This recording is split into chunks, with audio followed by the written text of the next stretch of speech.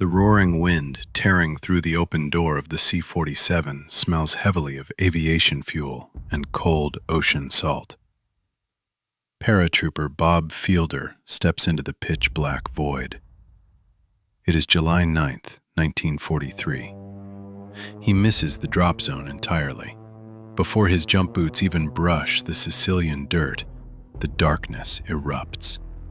Glowing tracer rounds from a German MG-42 machine gun slice through the night air at 1,200 rounds a minute. Fielder has never heard a sound quite like it.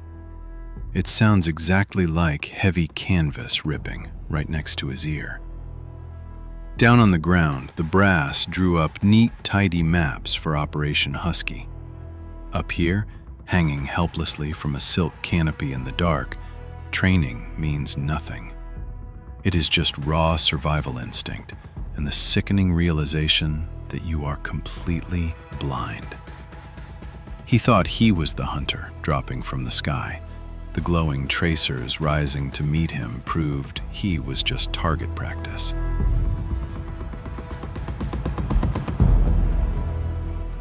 Go to Kasserine right away and pull a Stonewall Jackson. General Lloyd Fredendall orders Colonel Alexander Stark. It is early 1943, and the green troops of the United States Second Corps are finding out what a combat zone actually feels like. The dirt of Algeria and Tunisia is freezing. The wind whips through thin canvas tents, carrying a fine, powdery grit that works its way right into the bolts of their M1 Garands. The dog faces sit in the mud, chewing on cold sea rations that taste like metallic tin, waiting for a fight they do not fully understand. They are farm boys from Ohio and factory workers from Detroit, wearing the best gear Chicago can manufacture. They have endless supplies, shiny new Sherman tanks, and a naive, unshakable confidence that American steel will simply steamroll whatever is waiting over the next rocky ridge. They do not know Erwin Rommel. They do not know the Desert Fox thinks of them as a joke, a soft target barely worth his time. Down in the muddy trenches, the GI only knows his boots are soaked through, his fingers are numb, and the brass back in the rear echelon seem awfully confident. The boys write letters home talking about an easy victory, believing the war will be clean, mechanized, and quick. But confidence does not stop an 88mm high-explosive shell. The American Army is about to learn exactly how to bleed in the cold African dirt. They had the very best equipment money could buy. But out in the desert, Rommel's panzers were exactly 5 days away from Kasserine Pass.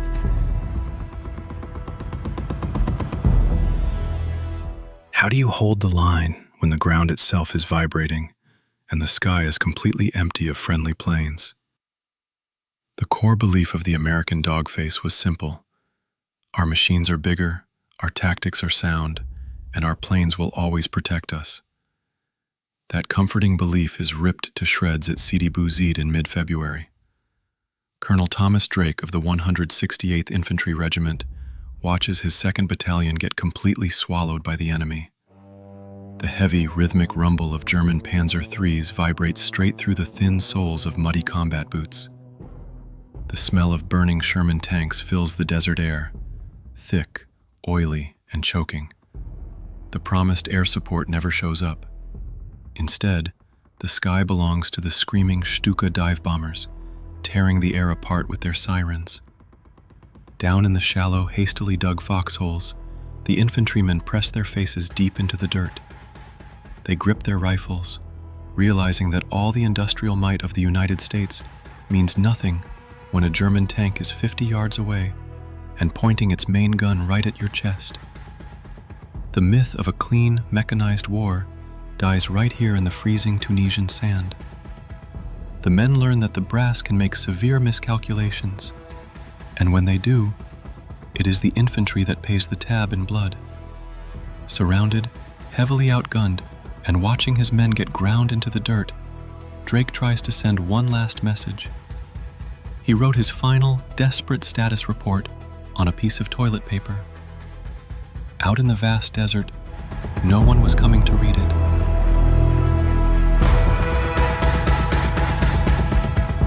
Politicians in Washington printed glossy victory posters. The dog faces in the dirt just wanted a hot meal and a dry pair of socks. By May 13, 1943, 250,000 Axis soldiers march into prisoner of war camps, leaving behind 62,200 casualties in the sand. The American war machine did not win in North Africa through brilliant tactical maneuvers. They won by surviving the winter mud, holding the line after Kasserine, and burying the enemy under a massive mountain of supplies. By April 7th, George Patton's troops finally link up with the British 8th Army. The dogface who climbed out of the landing craft green and scared is now a hardened veteran. He knows the sharp smell of cordite. He knows exactly how to dig a hole fast when the heavy mortars start dropping. He watches the long, shuffling lines of German and Italian prisoners walk past, feeling a grim, exhausted satisfaction. The Allied victory cost 70,000 casualties, with 2,715 Americans dead. The Axis collapse in Tunis was not just about the infantry pushing forward. It happened because the German supply lines across the Mediterranean were choked dry by Allied ships and planes. But the GI on the ground does not care about the complex logistics of the Mediterranean Sea. He just cares that he survived the desert, that he finally gets real chow, and that the shooting has stopped for a minute. The farm boys have become killers, shaped by the grinding reality of a war that cares nothing for their youth. They push the desert fox out of Africa. The heavily fortified European coastline was waiting.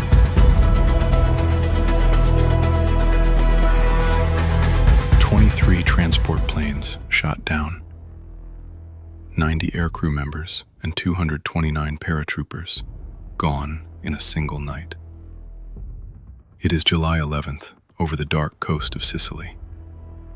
The men of the United States 82nd Airborne Division fly low over the massive Allied naval armada. Down below, the nervous naval gunners are on edge. They face a brutal choice in the pitch black. They can hold their fire and risk being bombed by the Luftwaffe, or they can open fire on the shadowy planes above to protect the fleet. Panic takes over the gun crews and they choose to fire. The night sky lights up with the blinding flash of Allied anti-aircraft tracers tearing directly into their own transport planes. The greatest threat to the American paratrooper that night was not the German army waiting on the ground. It was the American Navy floating in the sea below. The sharp smell of burning aviation fuel mixes with the salty sea breeze as twisted metal falls into the Mediterranean. For the infantrymen watching from the beaches, the comforting illusion of a coordinated, well-oiled military machine fractures completely. The brass can draw up intricate plans all they want back at headquarters. In the dark, a nervous kid with a .50 caliber machine gun can erase a platoon in seconds. The GI realizes that the chaos of war does not wear a specific uniform, and sometimes the lethal bullets come from your own guys. The dog faces on the beach watched the burning wreckage wash ashore in the morning light. They said nothing, just gripped their M1 Garands tighter and looked away.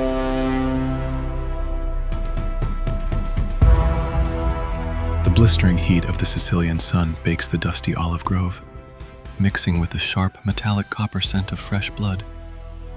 It is July 14th, 1943.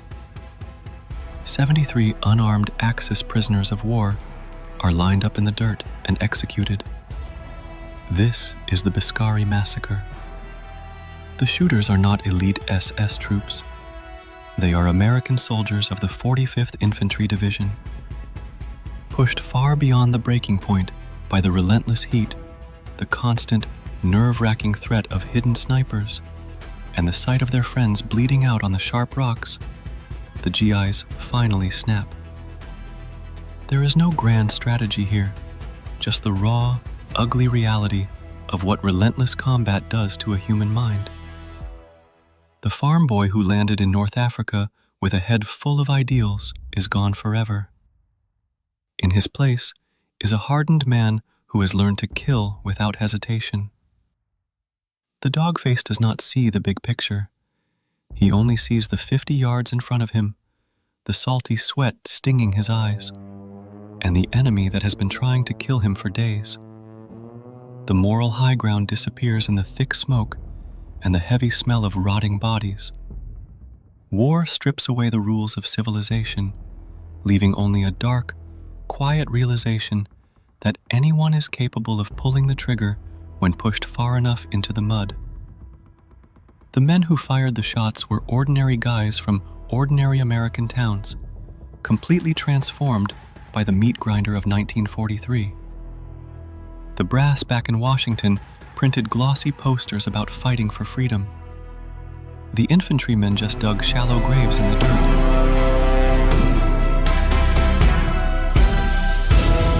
"I will shoot you dead if you do not get back on that gun," a panicked navigator screamed inside a freezing bomber over Munster. The GI looks up from his muddy foxhole in Italy and sees the B-17s of the 8th Air Force heading toward Germany. He reads a crumpled, damp copy of Stars and Stripes, catching fragments of the wider industrial slaughter happening high above the mud. He hears the dark rumors from the bomber boys, like Captain Frank Murphy of the 100th Bomb Group. On October 10th, the reality of the air war was laid bare. Inside the freezing aluminum tube of a B-17, men were bleeding and turning on each other just to survive. The distant, heavy drone of Wright Cyclone engines echoes through the thick clouds, a low rumble that vibrates deep in an infantryman's chest. He realizes that the whole world is cracking under the immense pressure. The guys in the sky are not fighting a clean, detached war. They are trapped in flying metal coffins, breathing canned oxygen and smelling cordite. The dog face in the dirt suddenly feels a strange, quiet kinship with the flyboys. Whether you are freezing in a muddy trench or freezing at 25,000 feet, the war is exactingly cruel. The machine demands blood, and it does not care if you wear a silk parachute or heavy infantry combat boots. It just grinds you down day after day. Every time the heavy bombers flew out, the empty bunks back at base multiplied.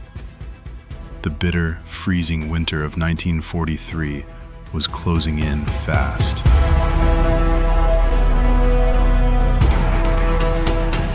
How do you measure a grand turning point when you are buried up to your knees in cold Italian mud? British General Bernard Montgomery arrogantly claimed Rommel made a mess of it, declaring the war well in hand. History books will call 1943 the turning point, the year the Allies finally gained the upper hand. But the American GI does not see it that way. Down in the dirt, there is a massive disconnect between the generals, who draw neat lines on maps, and the men who bleed over them. The dogface views 1943 not as a strategic masterclass, but as a series of bloody blunders, friendly fire incidents, and survival only achieved by a massive volume of artillery. He resents the officers with clean uniforms who talk about operational success, while his buddies are wrapped in canvas shelter halves and buried in shallow graves. The infantryman knows that the victories in North Africa and Sicily were paid for with freezing nights, empty stomachs, and the constant, dull ache of fear. They survived because Detroit built more Sherman tanks than Germany could destroy, not because the brass were geniuses. The GI looks at the year behind him and sees a trail of burned-out armor and lost friends. He has learned to trust the man in the foxhole next to him and no one else.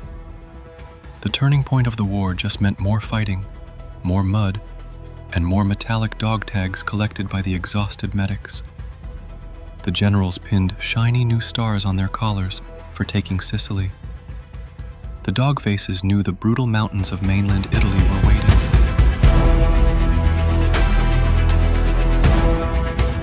In a war defined by millions of men and thousands of tons of steel, the final bill is always paid by one person alone. Far away from the mud of Italy, the result of the Allied war machine falls from the sky. The sharp smell of scorched aluminum and charred flight leather drifts through a quiet German forest. A 13-year-old German boy walks up to the smoking wreckage of a crashed American B-17. He looks into the burned-out cockpit. The pilot inside is burned black, his body completely shriveled by the intense heat of the aviation fuel fire. Yet, his hands are still locked into a death grip on the control column. This is what 1943 comes down to. It is not about sweeping arrows on a map or politicians shaking hands at conferences. It is about the individual soldier holding the line until the very last second, consumed by a machine that demands everything. The boy stares at the pilot in the quiet woods. The war grinds on.